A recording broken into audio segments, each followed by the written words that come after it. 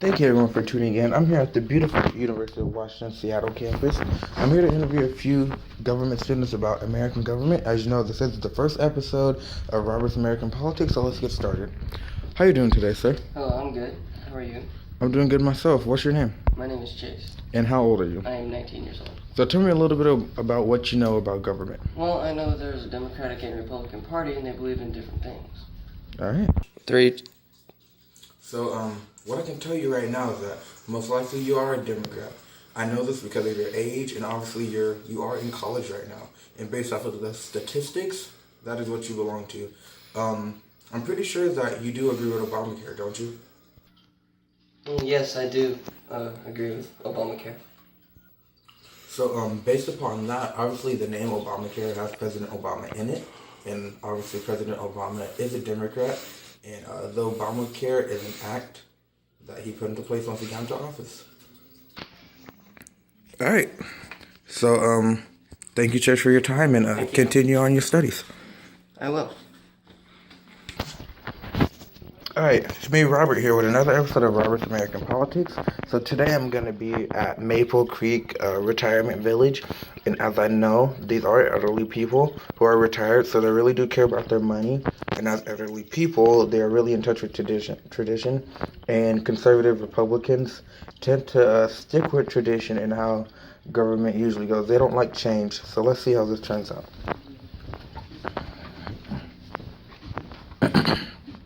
How you doing today, old timer? I'm good. That's pretty good. So, I'm here to just do interviews about political views. So tell me about your political views. Well, I am a Republican, and I have been for the past 30 years.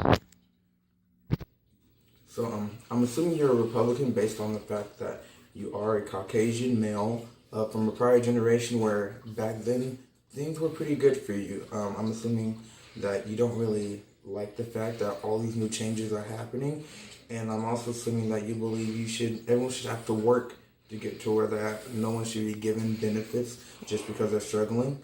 So I know probably for you, you work to get to where you were, and you enjoy your money, and you believe that that's what you deserved. Yes, that's very true. I'm also assuming that you are very in touch with your Protestant and Christian faith, and that impacts who you vote for in elections, because obviously you're going to stick with someone who is more traditional and who has a more personal connection with you. Yes, that is also correct. All right, I appreciate your time, and I hope you're living up to your dreams, and I'm glad that you work for everything that you've earned. Thank you, young man. All right, welcome to the next edition of Robert's American Politics. Today I'm going to be cruising the streets of Texas. So obviously this is going to be an urban area where I'm assuming many people tend to vote Democratic side. Let's find out how people think. How you doing today, young man? I'm good. How are you? I'm doing pretty good myself.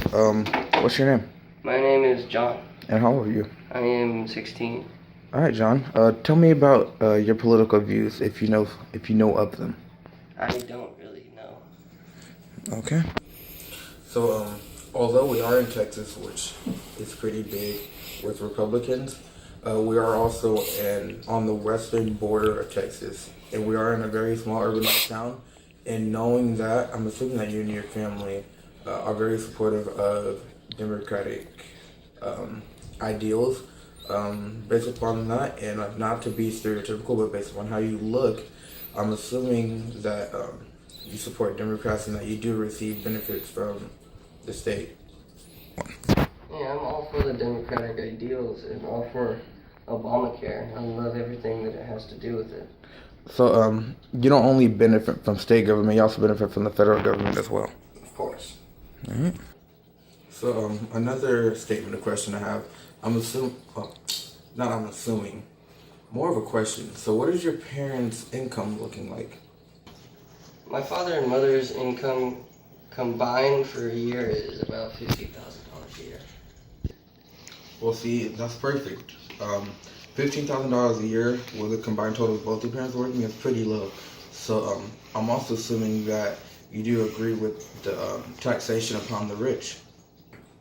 Oh, most definitely.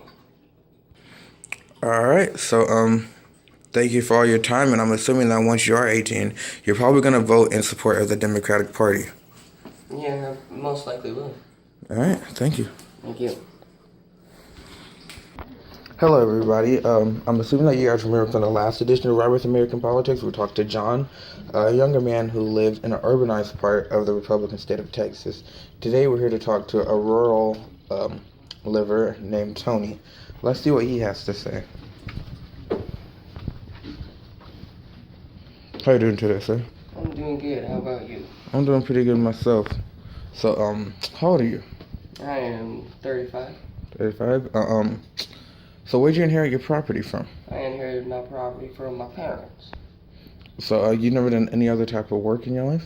No, farming is the only thing I've known. Alright, so tell me a little bit about your political views. Well, I am wholeheartedly Republican.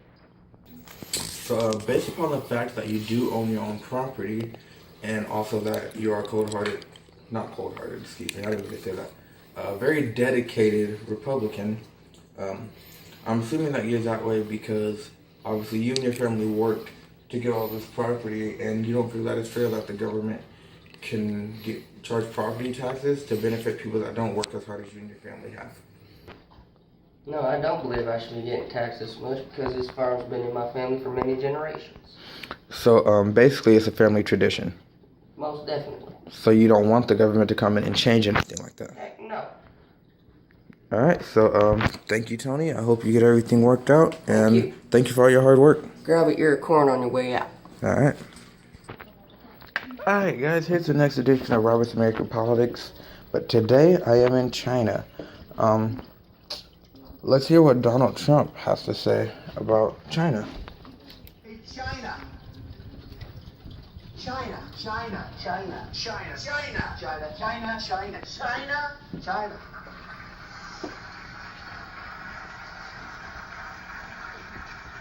You go over to China, China, China, China, China, China, China, China, China, China, China. You take China. China. China. I love them.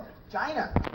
So obviously, Donald Trump loves and supports China. So let's see what the Chinese and how they feel, and how the government relates to ours, and as to why Donald Trump loves them so much, and just a good comparison about how American government works compared to other countries.